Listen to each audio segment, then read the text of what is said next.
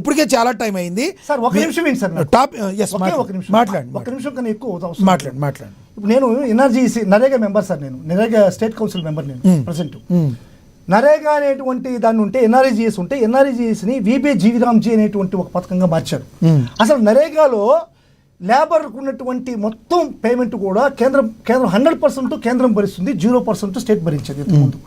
Material వారికి వచ్చేకాలకి 25% కేంద్రం భరిస్తే 75% state, 25% కేంద్రం సెంట్రల్ భరిస్తే, కేంద్రం రాష్ట్రం భరిస్తే 75% కేంద్రం భరించేది. కానీ ఇప్పుడు బీరామ్జీ అనేటువంటి పథకాన్ని పేరు మార్చిన తర్వాత అది కూడా గౌరవ పవన్ కళ్యాణ్ గారు, చంద్రబాబు నాయుడు గారి సమక్షంలో ఇప్పుడు కోడూరులోనే ఈ యొక్క పథకాన్ని ప్రవేశపెట్టి చాలా పకడ్బందీగా అక్కడ ఉన్నటువంటి మంత్రితో ఏదో ప్రవర్తన చేశారు. ఈరోజు ఈ వికసిత భారత్ జీరామ్జీ ప్రోగ్రాంకి 100% కేంద్రం భరించాల్సింది, 40% స్టేట్, 60% కేంద్రం భరించేటువంటి పరిస్థితి ఈరోజు తీసుకొచ్చారు. అదేవిధంగా మెటీరియల్లో కూడా 40%. సరే సార్, వేరే టాపిక్ కదా సార్, అది టాపిక్ సార్, వేరే టాపిక్. గ్రామాలు బాగుపడాలంటే 40% స్ట్రైట్ గా చెప్పండి. 40% మీరేమంటారు? 0% స్టేట్ స్టేక్ ఉండేటువంటి ఈ యొక్క ఎన్ఆర్ఈజీఎస్ ని 40% కి స్టేట్ స్టేక్ తీసుకొచ్చారంటే ఇది రాష్ట్రానికి అంటే బరువు కదా. మరి మీరు గతంలో ఎందుకు అసలు గ్రామ అభివృద్ధికి సంబంధించి కేంద్రం నుంచి రావాల్సిన నిధుల్ని 100% యూజ్ చేసుకోలేకపోయారు. నరేగాలో డెవలప్మెంట్ చేసిందే వైఎస్ఆర్ కాంగ్రెస్ పార్టీ సార్. ఈ ఫేస్ రీడింగ్స్ కానీ, ఫేస్ స్కాన్స్ కానీ, లొకేషన్స్ కానీ అవన్నీ అజయ్ గారు ప్లీజ్. నరేగా మెంబర్ గా నేను నరేగా మెంబర్ నరేగా నిధుల్ని ఏ విధంగా దుర్వినియోగం చేశారో, ఎన్ని వేల కోట్ల రూపాయలు పబ్లిసిటీ పిచ్చితో నాశనం చేశారో, సబ్జెక్ట్ తో విత్ నెంబర్స్ తో వస్తా. వీళ్ళు ఎన్ని వేల కోట్ల రూపాయల రంగుల పిచ్చితో, ఫోటోల పిచ్చితో, పొలాల్లో ఉన్న రాళ్ల మీద, చిన్న పిల్లలకి ఇచ్చే చీకుల మీద కూడా జగన్మోహన్ రెడ్డి బొమ్మేసుకొని సుధాకర్ గారు కంక్లూడ్ చేస్తారు. సమయం అయిపోయింది. అజయ్ గారు పెట్టండి. మీరు ఒకరికొకరు ఇలా మ్యూట్ పెట్టండి. అజయ్ గారు ఎక్సెషన్ చేద్దామా? చెప్పండి, ఎక్సెషన్ చేద్దామా? మీరు వదిలితే మళ్ళీ ఇది ముందుకెళ్తా ఉంటుంది సార్. జీవో నంబర్ RT 1245 అనేటువంటి రీసెంట్ గా ఒక జీవో రిలీజ్ చేశారు చంద్రబాబు నాయుడు గారు.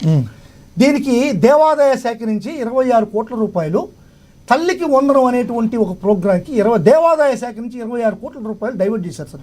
ఇప్పుడు ఒక వారం రోజుల ముందర అమ్మఒడి ఇచ్చినటువంటి తల్లికి వందనం అనేటువంటి కార్యక్రమానికి దేవాదాయ శాఖ నుంచి 26 కోట్లు డైవర్ట్ చేసిన ఫండ్. ఇది దీంట్లో ఎంత అనైతికత ఉందో చూడండి. ఫండ్ డైవర్షన్ లో చంద్రబాబు నాయుడు గారికి ఏం తెలియదు. సరే సార్, మీరు డైవర్ట్ చేశారో ఎవరు డైవర్ట్ చేశారో ప్రజలు నిర్ణయిస్తారు.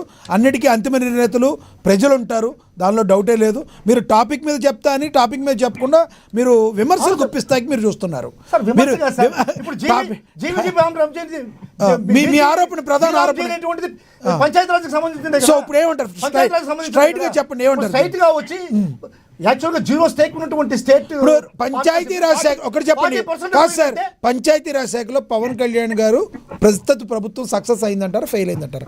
డైరెక్ట్ గా చెప్పండి సార్. పంచాయతీరాజ్ శాఖలో ఒక ప్రభుత్వ యంత్రాంగం ఉండేటప్పుడు పవన్ కళ్యాణ్ ఉన్నా సరే, మీరున్నా సరే, నేనున్నా సరే, ఇంకొక ముందున్నా సరే, డెవలప్మెంట్ అనేటువంటిది ఈ రోజుకి రేపటికి ఎల్లుంటికి డెవలప్మెంట్ అనేది ఉంటుంది.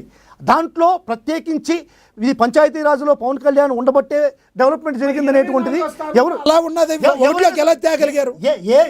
ఏ ప్రభుత్వం ఉన్నా సరే, రేపు వైఎస్ఆర్ ప్రభుత్వం వచ్చినా సరే, ఇంకో ప్రభుత్వం వచ్చినా సరే, ఇంకో ప్రభుత్వం ఖచ్చితంగా ఆ రోజు ఉన్నటువంటి కొంత ఫండ్ వస్తుంది. ఆ ఫండ్ కొంచెం డెవలప్మెంట్ వస్తుంది. మీ అభిప్రాయం అర్థమైంది. సుధాకర్ గారు చివరిగా చెప్పండి సార్ ప్లీజ్.